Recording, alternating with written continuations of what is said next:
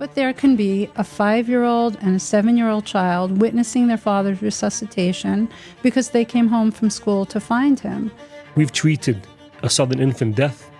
It traumatized me as a paramedic or someone else as a medic.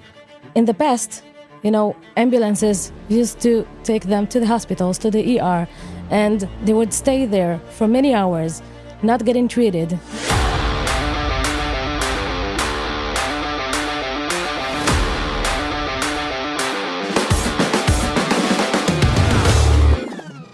Hi everyone, I'm Dovie Maisel, Vice President of Operations of United Hatzalah, Israel's largest volunteer EMS organization. Hi, I'm Avi Marcus, Deputy Director of the Medical Division in Hatzalah and Head of the Psychotrauma Unit. And welcome to another episode of Masters of Emergency. I have the true privilege to have two very special guests here joining us today on the podcast. We have Dr. Sharon Slater, a psychologist, and I think we've been volunteering together for, we won't give away 20-something more, years. almost 30 years, but we won't talk about that. And a true hero in herself, doing missions here in Israel and around the world, saving people and souls. And we have a Hadas Rucham, social worker and operational manager for our psychotrauma here in United Hatzalah, and both very instrumental to the organization's unit, and we'll be talking all about this very special unit that we have here in United Hatzalah that was established back in 2017, understanding the importance of the mental wellness, I think is the term. That's a good term. Yeah, that's a good term. Yeah, if I got their approval, then we're good. Of our personnel, but not only, goes way beyond that. Avi, take it away. Okay, so psychotrauma. What's psychotrauma? We have two branches, and Hadas and Dr. Sharon will explain what they are. But at the end of the day, when we have any occasion where we go out as medics, paramedics, doctors, and we treat people, sometimes the people around the scene need help. If it's a sudden infant death, the family needs help. They need not only, they don't need usually medical help, they need psychotrauma help. So we'll go into that. And the other side is internal psychotrauma for our personnel. We've treated a sudden infant death. It traumatized me as a paramedic or someone else as a medic. We need to treat in-house, so we want to prevent post-trauma on both levels. I think it really connects also to burnout. If we look at at one of the, and then I'll hand it over to the professionals in a minute because I can go on talking about emergencies, but I think just, attending conferences in the past, 7-8 years, EMS conferences around the world, the hot discussion is really about suicide rates amongst first responders. And I think this is where we maybe identified this a little bit earlier in the game. And I'll hand it over, I guess, to you, Sharon, doctor, to really talk a little bit about how that looks, what it feels like. When we talk about our volunteers, we talk about obviously retention and we want their commitment and what it requires on our end in order to maintain that. Well, I think Avi really brought it up, that there are situations in which we feel completely traumatized by what we did or what we saw as medics. And I was a medic for 20 plus years with United Hatzalah, so I was on the other end as well. And in fact, my first call as a psychotrauma volunteer was to a sudden infant death, to a grandmother who was watching her twins. And one of the twins died in the crib, and she was the one who found it. And I think in a normal situation, medics run in and they treat and they take away the baby in a situation like that and leave the grandmother grieving with the other baby and crying on the couch, unable to move. And so in that situation, we come in and we help the invisible, the grandmother who's sitting there. The silent victim. The silent victim. And that was, in fact, many years ago. That was my first psychotrauma call. But you're bringing up an important point, which is the medic or the paramedic who may be doing a resuscitation on a 1-year-old boy, and he has a 1-year-old boy at home, is going to feel that very deeply. And I think that's where we come in, and that's something that's unique to our organization, is that we treat the people who treat. So before we hand over to Hadas, and maybe Hadas, you'll be able to talk a little bit about that. Sharon, you were talking about the silent victim, the people who are not effectively injured or hurt or involved in the incident itself. I think what if we go back to the launch of the Psychotrauma unit, this goes back to 2017. It was actually a terror attack. It was actually a terror attack. I mean, That's right. yes, you spontaneously would treat people unofficially before we had the Psychotrauma unit, but there was a terror attack here in Jerusalem. It was a rampage of a truck that went over a group of soldiers on a tour in Jerusalem. You remember that? Yeah, sure. Yeah, in Armon HaNatziv. In Armon HaNatziv, exactly. And there were, I don't know, maybe like 6, 7, or 8 groups of soldiers there that were like on a day tour, an educational day tour. And there were those who were killed and injured in the incident, and there were, I don't know, 100 maybe soldiers there that were totally traumatized. And essentially, I think that was the official launch of the organization's unit when we saw the real impact. Why don't you tell us a little bit about that, Hadas, and that incident, what happened there, and how that moved us forward as an organization, understanding the importance of this unit. So in Armon HaNatziv, we had many silent terror, as we call them, and in the past, ambulances used to take them to the hospitals, to the ER, and they would stay there for many hours, not getting treated, not getting to see any social worker, any psychiatrist, and this is what we do now. This is the new thing that we are bringing here in the Psychotrauma unit, the ability to help them in the field while the trauma happens, to help them, to stabilize them, and bring them back, and help them go back home while they're safe and established and miutzavim. Stabilized. Yeah. Sorry. Stabilized. That's There's cool. another piece to that also, which is that these are people who used to fill up the emergency room and take the doctor's attention away from people who were physically injured, Right. and needed to treat these people who had their eyes open but were non-reactive. Now we don't need to send them to the emergency room, and the doctors can be freed up to treat the wounded, which is also another important point. Right. And the interesting thing, I think, is this: you use several techniques on scene, which will prevent post-trauma in the next few weeks and months. Right. And it can be done on scene, and as you said, they don't have to go to hospital. It can be done on scene. So let's just describe essentially what you're saying is that was the milestone, the terror attack. There was the milestone where you had 100 soldiers that didn't need to overflow the ERs Right. just because they were traumatized by the sight of this rampage. Let's try and understand how it's done on a daily basis here, because that's a terror attack. That's a major incident. But we see the activity, and I'm talking about external a second, to the public, what we provide to the community in this phase, and then we'll loop back to our internal psychotrauma unit of treating our own people, but understanding how we serve the public. I mean, if we see like a call, and this Right. happens on a daily basis. I mean, it started off with terror attacks, but eventually we understood that there's a service here which is unique. I think it's the only one in the world. Right. I think it is the only one. It is the only one. Right? I mean, Sharon, you've been around the world once or twice. I haven't seen it anywhere else in this way, in which psychotrauma responders get called to the incident simultaneously together with the So medics. essentially, while the paramedics are performing CPR on the baby in the one room, you or any one of the other volunteers will arrive very shortly after, 2, 3, 5 minutes later, and actually start working with the family. And how does that look?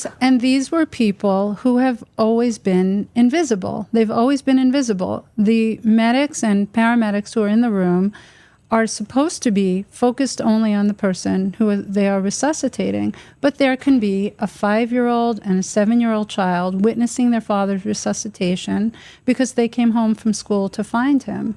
Or in the case of case that I was recently at, somebody can hang himself and his wife or his mother can come home to find him. And I had 2 back-to-back cases 2 weeks apart near my home in which 2 men hung themselves. One was 17 or 18 and his mother found him. and the other one was an older physician, and his wife found him. And the family members, once upon a time, would not be addressed at all, or even spoken to much, unless death was established. And how would that affect, aftermath? How would that affect these invisible people, if not being attended to? Well, I mean, obviously, if a person is invisible and their needs, their emotional needs are not being addressed, the experience becomes, and Hadas will back me up on this, exponentially more traumatic for them. They have questions, they have fears that are not being addressed. They don't understand what's happening most of the time, and we're able to explain that to them so that the experience is something that they can wrap their head around, and even the aftermath, when death is established, is an important period of time for them not to be alone. We know from the research that when people are alone, when they experience a trauma, the likelihood of them developing PTSD is far greater than if they are not alone. And we provide them the not alone. That's Amazing. What we do.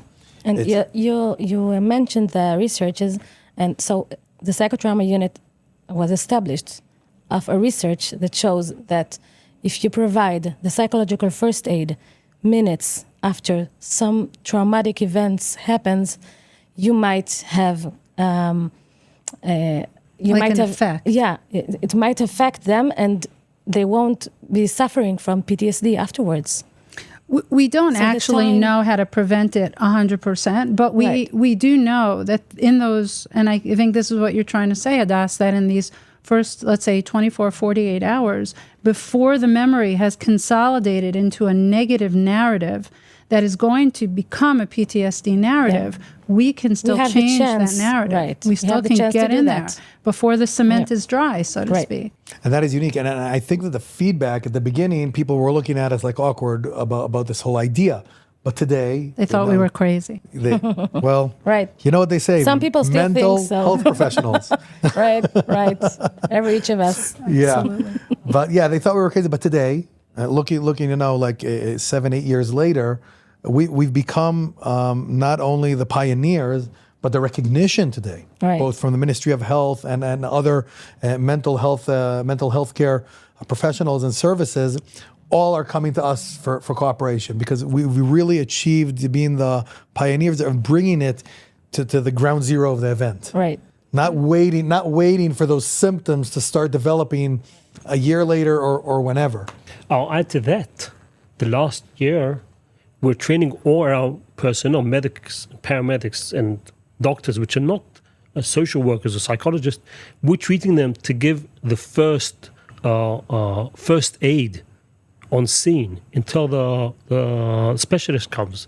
Psychological first aid. Exactly. Yeah. EMTs that was treated. We call it, like, in comparison, we'll say ALS and BLS. Right. So the ALS responders will be the psychologists and social workers. Yes. And the BLS will be the paramedics and EMTs that undergo a basic training. Yeah, the EMTs are on the front line, so they provide... Because they're there anyway. They're fast, yeah. They're there anyway. So Hadas, how does that actually look on a day-to-day basis? What does your day look like as the operational manager of the psychotrauma unit in responding to the community, and what sort of events, what would be the streamline of responding to such events? Okay, so as we have the dispatch that we have in Jerusalem. You mean the one right here behind us? Right behind us. I have a mini dispatch at my home in condominium. and so when there's a call for a chosan call, a psychotrauma call, the dispatch is checking with me if it's a call that is for a psychotrauma unit, and then we maznikim. We dispatch our specialist, our mental health specialist around Israel. We have 120 specialists that goes into those trauma scenes. They provide the psychological first aid. They are in contact with the welfare in their cities or settlements or whatever they are, and they do the main thing that is to provide them this unique techniques that we work with and pass them forward to the... So fantastic. So maybe, Sharon, maybe tell us a little bit about the techniques that we use. I mean, I'm They're sure. top secret. I'm not giving You're that away. you're not qualified for this. Okay, so we'll just keep it just between you and me over here. Well, one of the things that's very important that we believe will prevent PTSD Symptoms. is symptoms in what way? No, the symptoms, not the the PTSD. symptoms. Yeah. Sorry, the That's what symptoms of PTSD sorry. is helping the person create a coherent narrative of what happened with a beginning, a middle, and an end. And I'm not going to bore you with the neurobiology of that, okay? You can try, but our listeners might just fall asleep. But I will say briefly that the part of the brain that is responsible for sequencing events and making order and sense out of a very traumatic incident kind of goes offline to some degree, not completely, but to some degree. And the part that ignites is the part that's responsible for our senses, the part that's responsible for emotion. So the experience of the person is just being flooded with emotion, but not really being able to explain what came first, second, and third. If I'm there, I'm going to help them create that coherent narrative, and I'm going to help them create an expectation for what's to come next.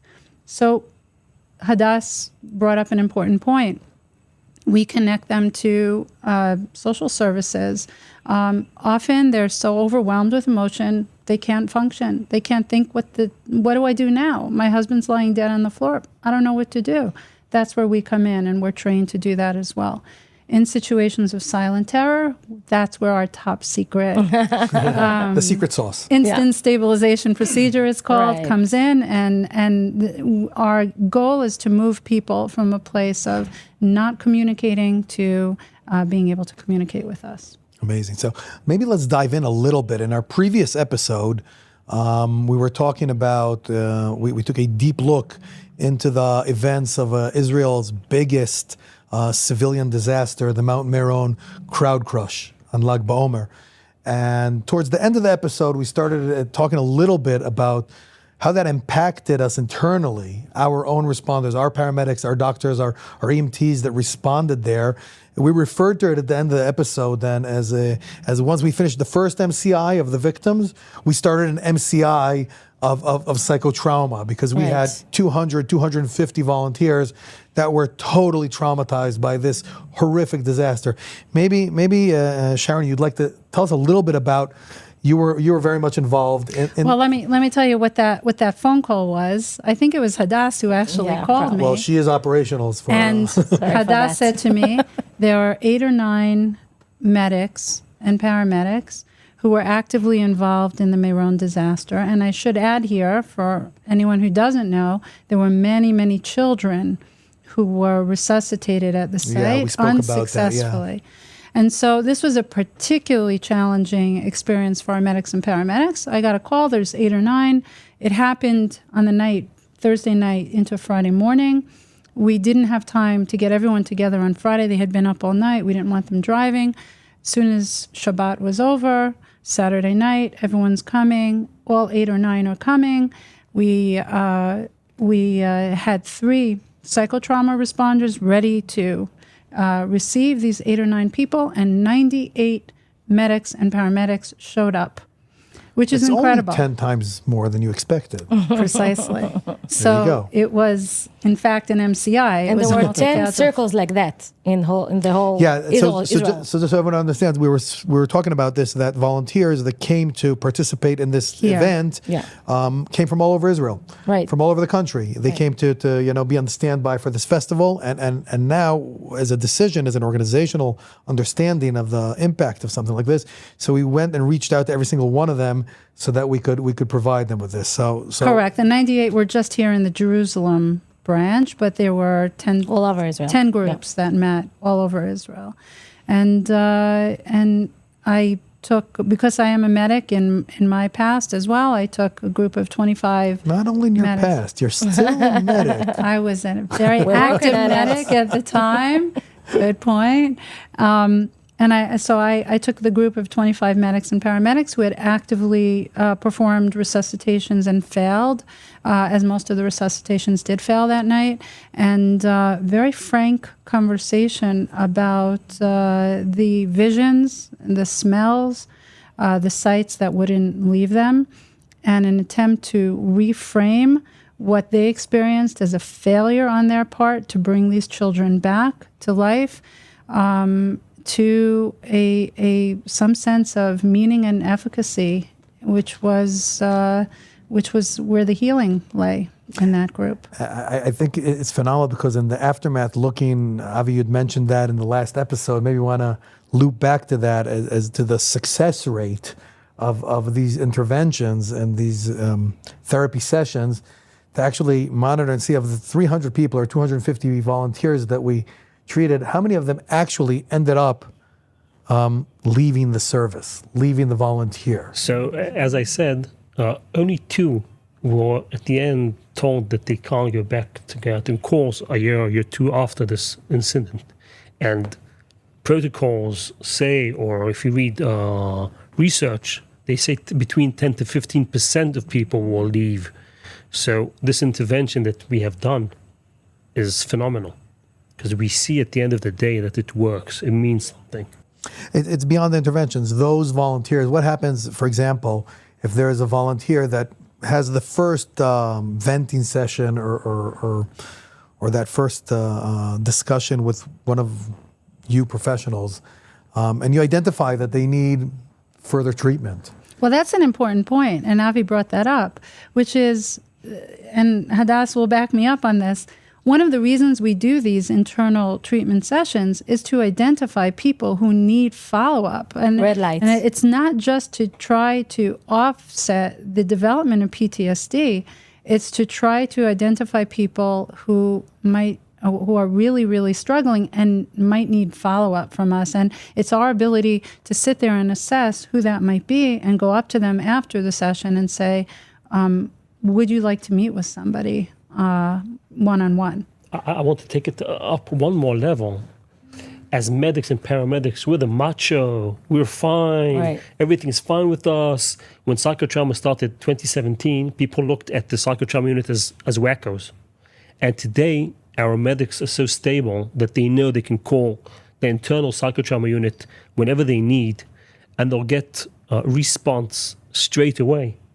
And we are so much stronger now as a community of Hatzalah because we have the Psychotrauma unit. People knowing they can call and get treatment, mental treatment they'll need, or psychotraumatic treatment they'll need, and not go with it like people do. And Needless to say, this is all done totally discreetly. This does not even go on record, meaning what we found was the ability to be extremely discreet.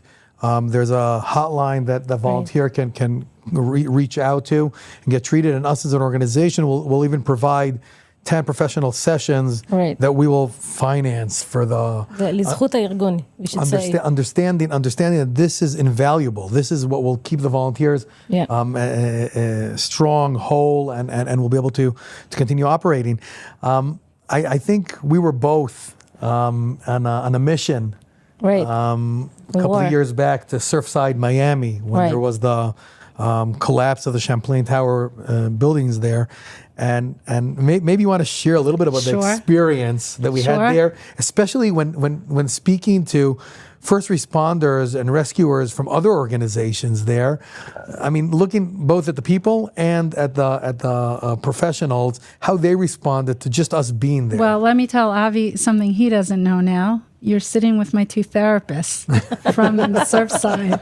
Okay, you don't know this, Avi, but car therapists. But my driving all the way in. Somebody just asked me today. I just met somebody who flew in from Texas and met them outside, and they said, "What do you do when you need help?" And I said, "I turn to the people that I'm with." And in Surfside, you weren't there, Avi, but in Surfside, we had our daily session. We had a daily meeting every day where we spoke. But on Tuesday night, I remember it very well. I had an interaction with one of the family members, which was extremely powerful. And in that moment, I took myself off service. I went back to the apartment where we were staying. I found Dovie and Hadas in the apartment, and I said, guys, I need therapy. And you know what? 15 minutes later, I was good as new. And I say that only half Yay. joking, because in that moment, Dovie got his therapist license. There you go. I always said I'm a multitasker. He was. And speaking to them really put me back on track. But I knew enough to know that I needed some support in that moment, and these were the two people that were there I still am very grateful for that moment. The people over there, like you met the police, and did they understand what you were doing? Did they? We had the dog over there from the canine unit. Right. Like, Hadas, maybe you want to share. She worked Having a harder dog. than everybody else.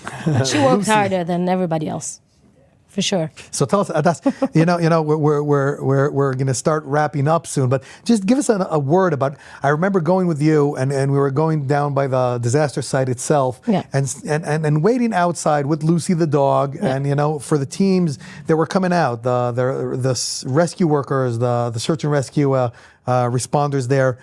I mean, we know that they're not very compliant within their Right. own organizations. How did they respond to an external psychotrauma unit organization being So, there? I remember one fire worker that worked there in the scene, worked for 20 hours shift. He came out dusty, I could see his falling face, because he, in this shift, he pulled out like 3, how do you say, bodies? Yeah, Bodies. 3 bodies of children. And I remembered his face, and I wanted to speak with him, but he wouldn't want to speak with me, because I'm all psychotrauma on the back of my head, on my Jacket. and my jacket, and my vest. And we were walking with the dog, and he was coming to the dog, and he was saying, "Can I pet? Can I, please?" And we were, of course, sure. This is what she's here for. And he went down, and all. How do you say it?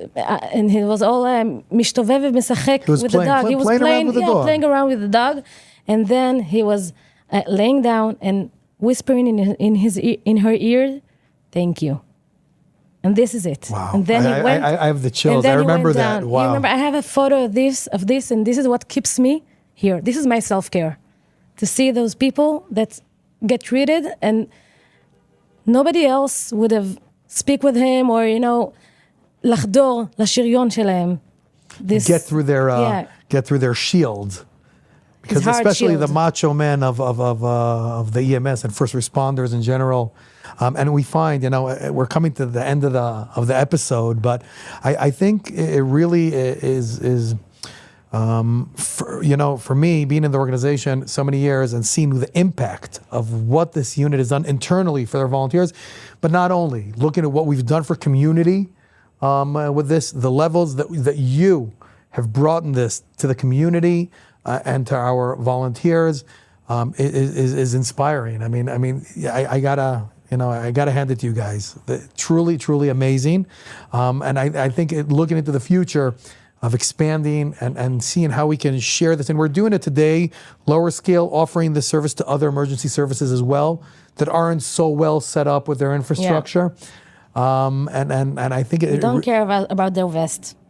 No. They don't. And Dovie, you and Avi both said this. We're in a different generation. It's true that the old generation of paramedics would never speak to a mental health worker. It was considered a sign of weakness. I think that today I was there back in the day. That's why I suffer from PTSD today. Right. I revealed that in the last episode, that after Meron, mine exploded. But back in the day, we'd come back from a terror attack, and after seeing the worst sights of a suicide bomber, and we weren't allowed to even say, That's right. it's move on to the next, and that's it. It was shame. And today, I speak about this very openly, about my challenges with this, and I think it's important, and I think that we've achieved this goal with the organization's volunteers, is not to be ashamed. That's right. That it's okay. It's part of your training. It's part of your of your activity here is getting treated. And that's huge. And the fact that you don't need to reach out for help even. If dispatch reports to Hadas, there was a pedestrian child that was struck and killed, Hadas will check what volunteers were there and actively reach out to them. It's part of protocol. You don't need to wait until you have symptoms. So I mean, this can go on and we can talk about dozens of calls. I really want to take this opportunity and thank you guys. Thank you. Dr. Slater and Hadas, for the tremendous work that you've been doing here and making this unit what it is. Avi, of course, you as well. And I think that really wraps us up and brings us to the end of this episode of Masters of Emergency. We hope you enjoyed this episode of Masters of Emergency, diving into the world of psychotrauma, seeing innovative mental health care and what it looks like in the future of mental health care in the field, especially in the world of emergency. If you enjoyed it, share it with your friends, family. Of course, you got to subscribe. Don't forget that at Masters of Emergency on the different platforms. And I just want to tell you that next episode of Masters of Emergency is really taking us to where it's really deep in the gut where we were hurt here on October 7th, where we'll be looking back at Israel's worst, I would say one of the world's worst terror attacks on the civilian population. And in the meantime, want to thank you. Thank you again, Sharon and Hadas, Avi, for joining me on this podcast. And we'll see you next time.